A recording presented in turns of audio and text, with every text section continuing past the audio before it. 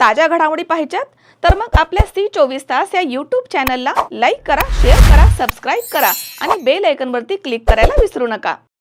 शिवपानंद शेतरस्ते चळवळ महाराष्ट्राचे प्रणेते शरद पवळे यांच्या मार्गदर्शनाखाली नागपूर हिवाळी अधिवेशनापूर्वी मुंबई मंत्रालयामध्ये शेतरस्त्यांच्या अनेक अडचणींबाबत अजूनही अडचणी येत आहेत।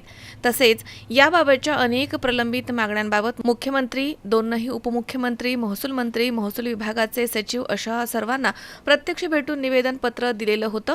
तसेच नागपूर अधिवेशनामध्ये राज्यभरामधील अनेक शेतकरी येऊन सर्व आमदार आणि मंत्र्यांना चळवळीची गांधी टोपी तसेच शेतकऱ्यांनी पिकवलेले पेरू देऊन अहिंसक आणि गांधीगिरीच्या मार्गाने लक्ष वेध आंदोलनाचा इशारा दिला होता। याच पार्श्वभूमीवर चळवळीचे शेकडो पदाधिकारी आणि कार्यकर्ते हे नागपूर हिवाळी अधिवेशनाच्या पहिल्याच दिवशी धडकले।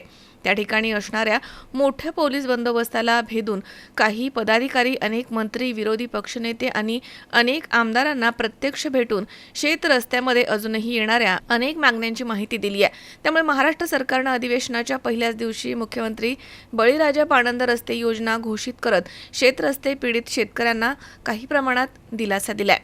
तसेच चळवळीच्या असणाऱ्या सर्व मागण्यांचा मुद्दा शिवसेनेचे नेवासेचे आमदार विठ्ठलराव लंगे यांनी सभागृहामध्ये मांडल्यानं शिवपानंद शेतरस्ते चळवळीच्या वतीनं कौतुक करत आभार मानले आहेत।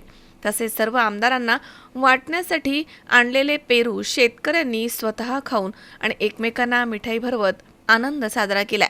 पाहुयात या सर्व बातमीचा ग्राउंड रिपोर्ट थेट ना। सर, आज अनेक रस्ते खुले होत आहेत, सरकार पण चांगलं काम करते। शरद पवार यांनी त्यांच्या शेतापासून सुरुवात केली।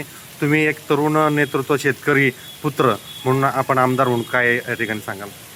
मी आमदार नसताना सुद्धा माझ्याकडे जेवढे ग्रामीण भागातून लोक येत होते ती फक्त रस्त्यासंदर्भातच मोठी संख्या होती। आजही माझ्याकडे आमदार झाल्यानंतर मोठ्या संख्येने रस्त्यासंदर्भातच शेतकरी बांधव येत असतात। त्यामुळं आमचे सहकारी शरदराव पवळे यांनी जी महाराष्ट्र राज्य शिवपानंद शेतरस्ता चळवळ सुरू केली ते अतिशय स्तुत्य आहे। त्या माध्यमातून निश्चित शेतकरी बांधवांच्या भावना ज्या आहेत, जे रस्ता लागतो दळणवळणासाठी ते खुले होण्याचा निश्चितच सरकारच्या दृष्टीने प्रयत्न सुरू आहे। सरकारसुद्धा यामध्ये लक्ष देऊन आहे। ज्या पद्धतीने शिवरस्ते असेल, शिवपानंद रस्ते त्यांनी ज्या ज्या मागण्या केल्या आहेत त्यावर निश्चितच यांना यापूर्वी मला वाटतं सरकारकडून सुद्धा सकारात्मक प्रतिसाद मिळाला आहे आणि माझासुद्धा प्रयत्न राहील त्या ज्या ज्या पद्धतीने आपल्याला यामध्ये मदत लागेल ती माझ्या माध्यमातून निश्चित होईल। कारण मी सुद्धा एक शेतकऱ्याचाच मुलगा असल्यामुळे मला याची जाण आहे। त्यामुळे आपण करत असलेल्या उपक्रमाला पुन्हा मी खूप शुभेच्छा देतो आणि जिथे जिथं माझी गरज पडेल आपल्या पाठी करेल अशी घोषणा घोषणा घोषणा घोषणा घोषणा घोषणा दादा